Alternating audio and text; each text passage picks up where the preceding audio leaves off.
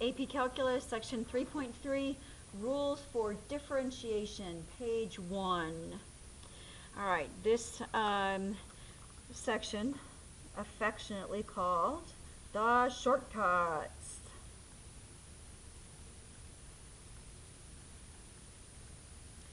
Those of you who are in Physics C, you'll be very happy to finally be able to use this.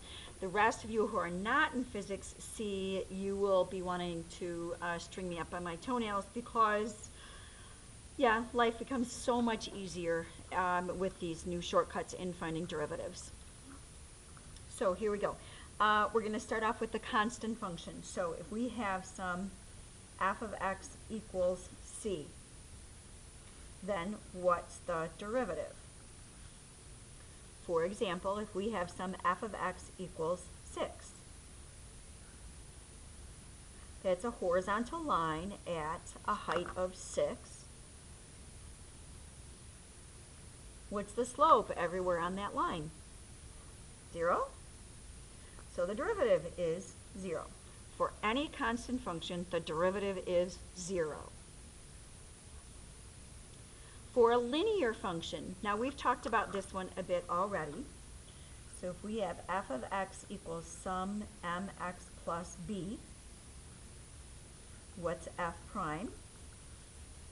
And let's see, if we have some f of x is 3x minus 9, then f prime, the derivative of that, well, we've been doing that. If we have a linear function, what's the slope? It's 3, and it's a constant 3.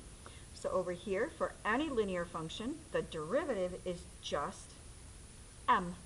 It's just the slope, the coefficient of the x term.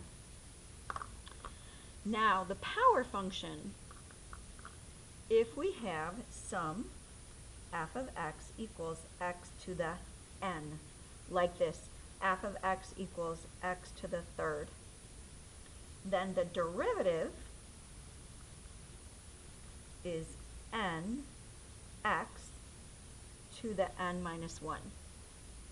So look what happens. We take this 3, this exponent 3, and we pull that down in front, 3x, and then subtract 1 from the exponent. So 3 minus 1 is 2. Oh, look at that. If f of x is x cubed, then f prime is 3x squared. No more limits as h approaches 0. How about this example? Let's throw another one over here. If I tell you g of x is x to the negative 4th, then g prime of x, same concept. Bring this exponent down in front, negative 4, x to the, subtract 1 from the exponent, be very careful here, negative 4 minus 1, negative 5. Done.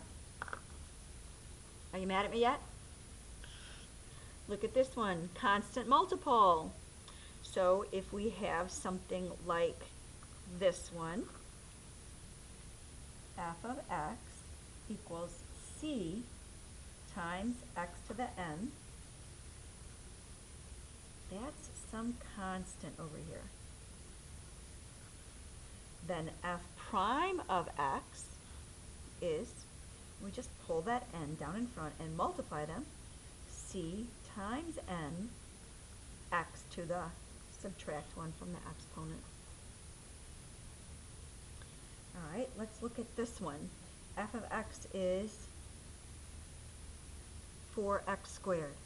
Then the derivative is, we just pull this 2 down in front, and we take that original constant 4 times this 2 pulled down, and x to the subtract 1 from the exponent, 1. So we have 8x to the first. Okay.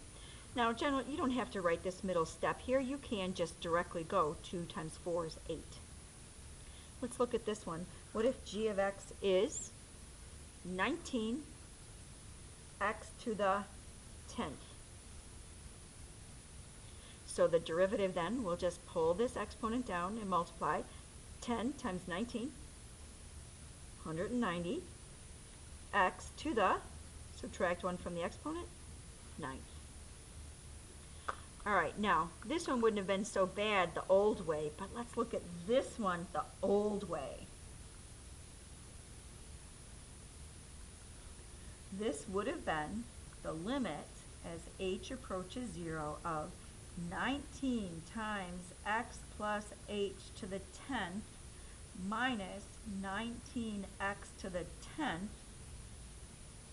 all over h. Would you really want to multiply that out? X plus h times x plus h, get that answer times an x plus h, get that answer times another x plus h, until you had 10 of them? No, I wouldn't want to either. So this new idea is very nice, very sweet. And wait till you see the next page, product rule, quotient rule.